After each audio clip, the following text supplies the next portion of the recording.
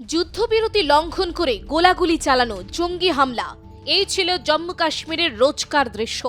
2019 সালে 370 ধারা বাতিলের পর থেকেই কাশ্মীরের ছবিটা ধীরে ধীরে পাল্টাতে থাকে।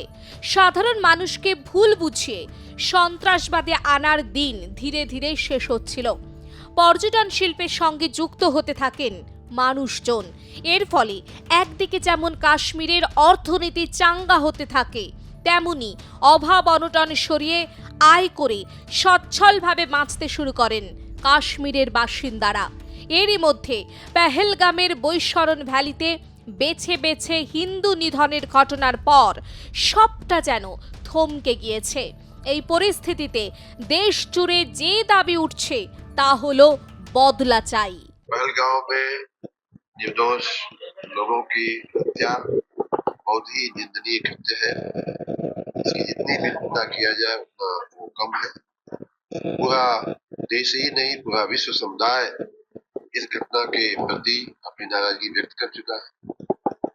भारत सरकार माननीय प्रधानमंत्री जी के नेतृत्व में पूरी तरह से इस घटना को लेकर के सावधान है, संवेदनशील है और इस बात के लिए कृत निश्चयी भी दिखता है, जैसा कि माननीय प्रधानमंत्री जी ने स्वयं कहा था कि उन्होंने कल्पना भी नहीं किया होगा, उससे भी बड़ा हम बदला लेने वाले हैं।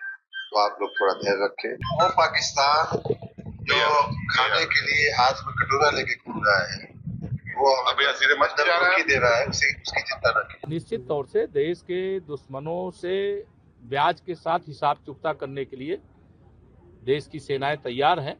उस पर ज्यादा कुछ बोलना नहीं, लेकिन वह जो आतंकवादी हमला पहलगाम में हुआ है उससे पूरा देश दुखी भी है, पूरा देश गुस्से में भी है और पूरा देश बदला चाहता है।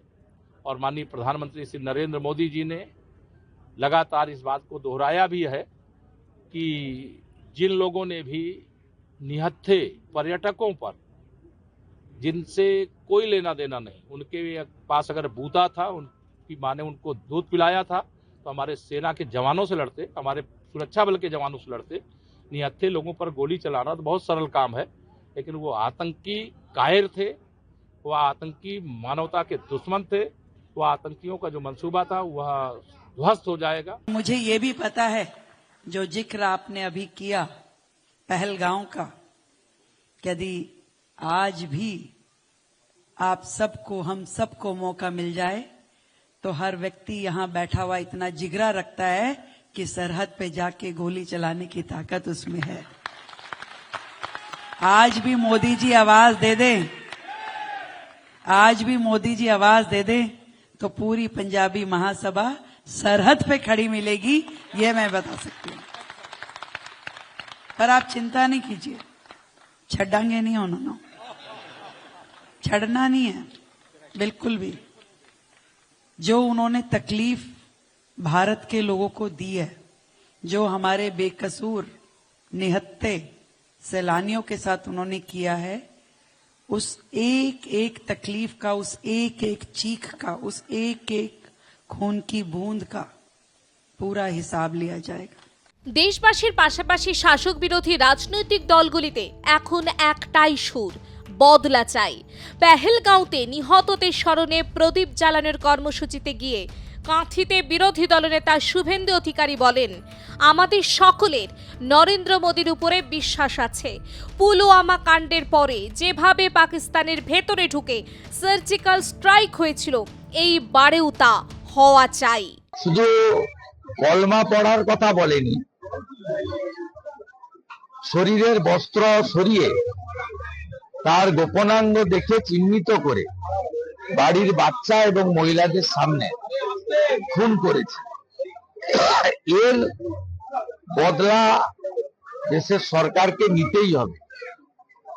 এটা সমগ্র ভারতবাসী হিসেবে আমাদের আবেদন, দাবি এবং আমাদের সকলের বিশ্বাস নরেন্দ্র মোদীজির উপর আছে। পুলওয়ামা হত্যাকাণ্ডের পরে তিনি যেভাবে ভিতরে ঢুকে সার্জিক্যাল স্ট্রাইক করেছিলেন, আমরাও সেটা চাই। তৃণমূল সাংসদ অভিষেক বন্দ্যোপাধ্যায় এক্স হ্যান্ডেলে লিখেছেন, পাকিস্তান যে ভাষা বোঝে সেই ভাষাতেই তাদের উচিত শিক্ষা দেওয়ার সময় এসেছে। পাক অধিকৃত কাশ্মীর পুনরুদ্ধারের সময় এসেছে। প্রাক্তন বায়ুসেনা প্রধান অরূপ রাহা অবশ্য বলছেন, পাক জঙ্গি ঘাঁটি গুঁড়িয়ে দিতে প্রয়োজন রাফালের অপারেশন। তিনি বলেন, পেহেলগামের জঙ্গি হামলায় প্রত্যাঘাত করতে আকাশপথে পাক অধিকৃত কাশ্মীরে আঘাত করতে হবে। এটাই এই মুহূর্তে অন্যতম সেরা উপায় হতে পারে। এক্ষেত্রে সবচেয়ে ভালো ভূমিকা পালন করতে পারে ভারতের হাতে থাকা রাফাল যুদ্ধ বিমান। বিশেষ করে রাফালের সঙ্গে ভারতের অত্যাধুনিক মিসাইল মিলে গেলে একটা দারুণ কম্বিনেশন হতে পারে।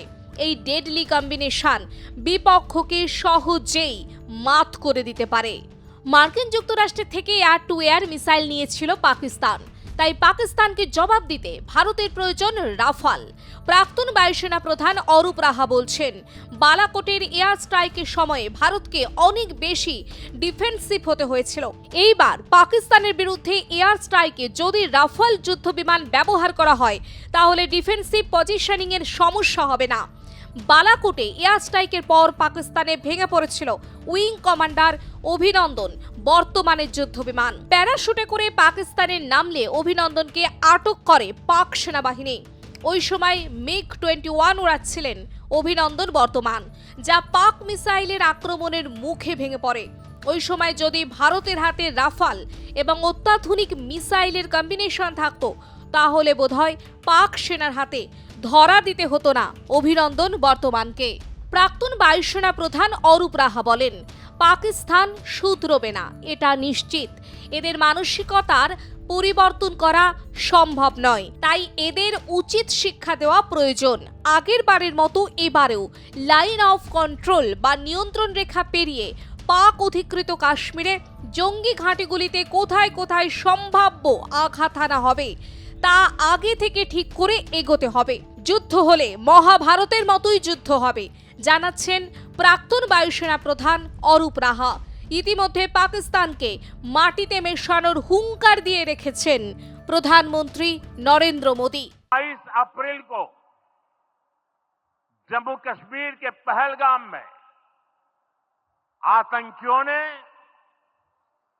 मासूम देशवासियों को जिस बेरहमी से मारा है,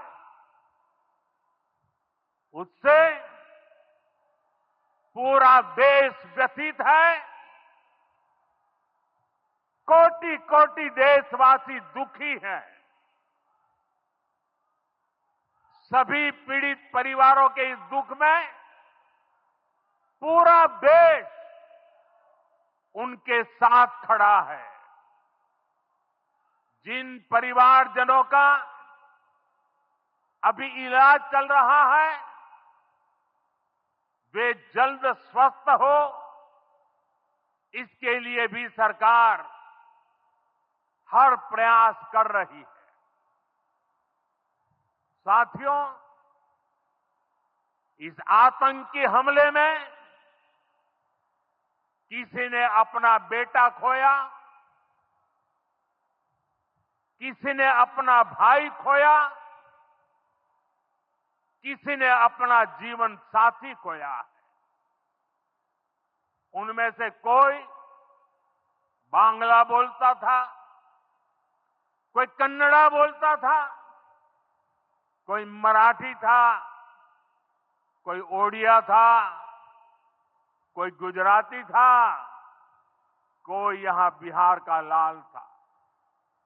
आज उन सभी की मृत्यु पर करगिल से कन्याकुमारी तक हमारा दुख एक जैसा है, हमारा आक्रोश एक जैसा है। ये हमला सिर्फ निहत्थे पर्यटकों पर नहीं हुआ है, देश के दुश्मनों ने भारत की आत्मा पर हमला करने का दुस्साहस किया है। मैं बहुत स्पष्ट शब्दों में कहना चाहता हूं, जिन्होंने ये हमला किया है, उन आतंकियों को और इस हमले की साजिश रचने वालों को उनकी कल्पना से भी बड़ी सजा मिलेगी। পাকিস্তানের সঙ্গে সিন্ধু জলচুক্তি বন্ধের পাশাপাশি পাকিস্তানিদের ভিসা বাতিল, আটারি ওয়াঘা চেকপোস্টও বন্ধের মতো সিদ্ধান্ত নিয়েছে ভারত। ভারতের কূটনৈতিক চালে ইতিমধ্যে দেওয়ালে পিঠ ঠেকেছে পাকিস্তানের। এই পরিস্থিতিতে কি দ্বিতীয় সার্জিক্যাল স্ট্রাইক হবে? এবার কি সত্যি পাক অধিকৃত কাশ্মীর পুনরুদ্ধার করতে পারবে ভারত? এটাই এখন লাখ টাকার প্রশ্ন। ব্যুরো রিপোর্ট আর প্লাস নিউজ।